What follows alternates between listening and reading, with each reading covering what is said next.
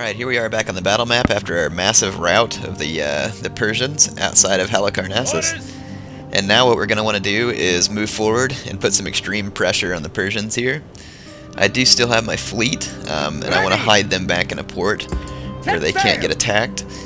And I'm going to take Alexander forward to Halicarnassus, and these troops at the fort forward as well. And we're going to heavily besiege the city. And I'm probably just going to try and siege them out, if at all possible. That way it'll minimize the number of losses that I'm going to suffer. As you can see, we're still suffering money woes, and hopefully all this will be able to be brought under control before we get too terribly in debt. So let's end the turn.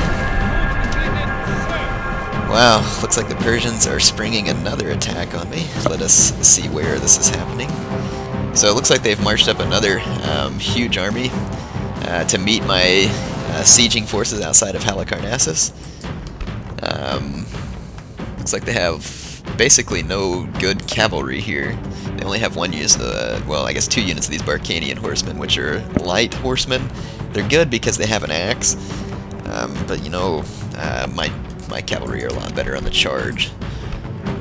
I think I can pretty simply win this fight. So I will show you some of this footage. Alright, unfortunately I forgot to push the record button until I was most of the way through that battle, but I was able to easily destroy the Persian army. I did lose my general there, which was unfortunate. It was kind of a crappy incident where I probably shouldn't have died, but he did die. I definitely need to loot Halicarnassus to help bring it under control, and I really, really badly need the money. So we're going to loot or exterminate the crap out of Halicarnassus. Alright, excellent. Sparta finally rebelled. The only problem is they're going to have some troops down here that I'm going to have to take care of. But we routed an enemy army. We captured the Wonder, which is the mausoleum at Halicarnassus. So we now reduces building construction time by 20%. So excellent. Let's see, we actually have some money now. There's my general that died that I told you about, and there's our construction report. So, ooh, let's take care of business here. I'm going to bring these excess troops down towards Sparta, and they will help in the siege there. I don't know what kind of troops the enemy has here. Just looks like mostly javelin men and some light cavalry and a general. I have 2 generals in my army, plus I can recruit some mercenary troops, so I should be able to take these people down. I'm just going to recruit some Thessalian cavalry, or Thessalian cavalry, however you want to say it. And I will disband them once I'm finished, or send them overseas to help out with Alexander's conquest. Now, one thing I want to do is I want to get all of my troops retrained. So let's head over here to Halicarnassus and retrain the troops that we can. And let's get some construction moving to help make this a productive city. So the first thing that we're going to do is, you know, better our docks and stuff. This will help us get more sea trade with our cities. Let's see what we can do here as well. We definitely want to build a port and the sewer and a bigger temple. Now our main problem is Pella. That's where we're having the main loss of income. So we definitely need to continue to increase the capacity for the city to earn money. We'll do so by building markets, farms, roads, everything we can do. So now I've spent up my money from looting Halicarnassus. I spent it quickly so that I'm not losing that money every turn. I mean, I kind of still will be, but I want to spend it before, you know, it's gone just by default and I can't do anything. Let's defeat these Sparta rebels here, and I will show you that. I'm back on the battle map again, fighting against the rebels from Sparta. Let's go take a look at the troops they have. They have these Thracian missile cav here. Their main line is hoplites and Greek mercenary infantry, which are light hoplites. So they have 2 of those light hoplites. They have 2 Agranian javelin men and 1 rebel general unit. Alright, you can see that my army here is fairly small, but should be more than enough for what I need in this fight. I'm going to try and get my missiles in position behind my phalanx to lend support. I'm going to run my phalanx into position, and then get my cavalry moved up on the top of this hill so that I can run a downhill charge against the enemy. I'm going to run my hoplites even further forward and get my missiles up here as well. The computer is maneuvering to try and outdo what my cavalry is doing, and I'm going to take advantage of their disorder.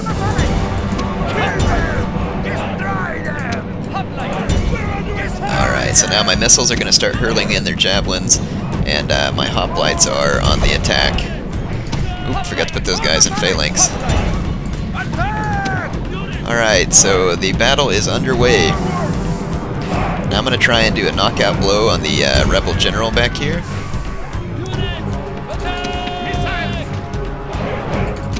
Let's see what happens here. Looks like they're sending in infantry to support the rebel general, which is surviving much longer than it should. I'm going to get my cavalry out of there before the supporting infantry shows up. The enemy general is slain. Okay, there's two enemy generals here actually. So that was one of the enemy generals. The enemy army is in flight. Pursue them. Drive them from the battlefield. When it says the enemy army is in flight, that means that the reinforcements that came in from the city are now running away. So I'm going to try and get all of these rebels dead so that the city just falls under my control by default as soon as this battle's over. So it looks like the majority of the rebel troops are routing. The enemy general there is went the dead. enemy leader. These men know their doom approaches. So now it should be just a matter of me running down the remaining troops. Let's get all my troops back together, with the exception of my cavalry. My cavalry is going to continue running amok. Alright, so that was pretty easy. We defeated the Spartan rebels, and by retaking the city. Now, like I said, this was a main question, so I hope you all particularly enjoy this strategy. We'll see if it works. But my strategy was, since Sparta is such an economic drain, that we're going to allow it to rebel, which is a strategy that some people use on Rome Total War, BI, or Vanilla. And then you retake that city and exterminate the populace to get the funds, and then once the populace has been destroyed, it makes the public order in the city much better, and thus it makes it a lot better income and just easier to control in general. So some regrouped rebel forces are engaging. I have my skirmishers are duking it out in hand-to-hand combat here. Not really sure who will win that fight, but my cavalry is going to arrive before it ends. So there you can see the enemy flying. I'm going to go ahead and continue the battle. Try and kill these skirmishers real quick. Those light cavalry, I'll never catch up with them, so it's pretty much pointless. I just want to kill pretty much nearly all the rebels just to make absolutely certain that none of them are able to stay at the city. Alright, let's go ahead and exit this battle, and we'll see the results there. There's the battle results. Hope you enjoyed that. Here we are. Time to exterminate the population of Sparta, and you can see that it's going to give us a ludicrous sum of money and kill a ludicrous number of people. But this will be good, like I said, for many reasons in the battle. So here we go.